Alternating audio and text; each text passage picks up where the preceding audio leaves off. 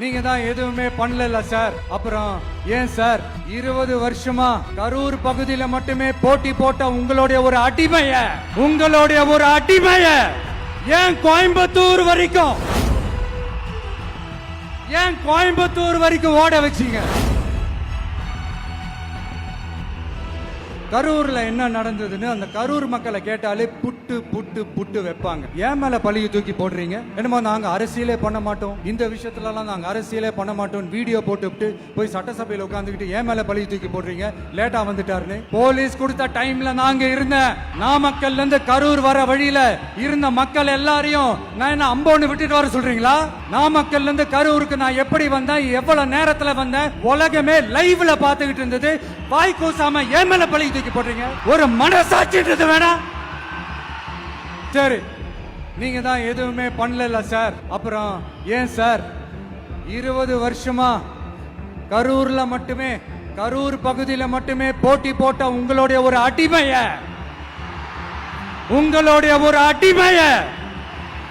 ஏன்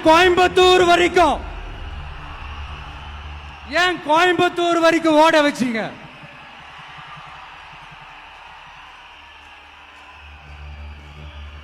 அதனால மக்களே, அத்தனை வழிகளையும் தாங்கிக்கிட்டு உங்களுக்காக நீதி கேட்க வந்த இந்த விஜய், இப்ப நான் உங்ககிட்ட நீதி கேட்கிறேன். நீங்க தயவு செஞ்சு எனக்கு நீதி வழங்கணும். எப்படி வழங்கணும்?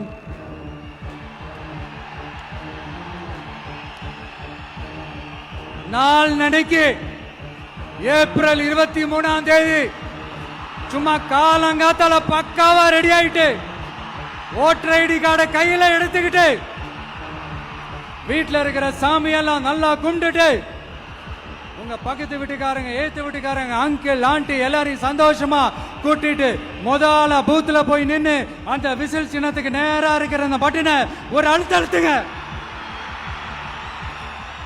இது ஒரு தலைமுறைக்கான தேர்தல், இது உங்களுக்கான தேர்தல். அத்தனை வழிகளையும் தாங்கிக்கிட்டு உங்களுக்காக மட்டுமே வந்திருக்கிறேன். உங்களுக்காக நன்றி கடன் செலுத்துறதுக்காக மட்டுமே வந்திருக்கிறேன். ஒரு நாளும் பொய் சொல்லி உங்களை நான் ஏமாத்த மாட்டேன். ஒரே ஒரு வாட்டி ஆசையா இருக்கு, ஒரே ஒரு வாட்டி ரிப்பீட் பண்ணிக்கிட்டுமா? கடைசியா இந்த 4 முனை போட்டி, 40 முனை போட்டி, எத்தனை முனை போட்டி, எத்தனை உருட்டினாலும் இங்க 2 முனை போட்டி தான். ஒன்று இன்னொன்னு எஸ், ஒன்னு டிவிகே, இன்னொன்னு டிஎம்கே. மக்கள் விரோத ஆட்சி நடத்துற ஸ்டாலின் சார் வேணுமா? மக்களை நேசிக்கிறவங்க விஜய் வேணுமா? அவ்வளவுதான் இந்த எலெக்ஷனு.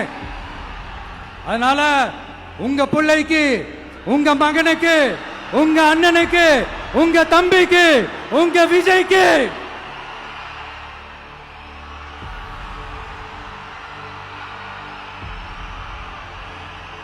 ஒரே ஒரு வாய்ப்பு கொடுங்க.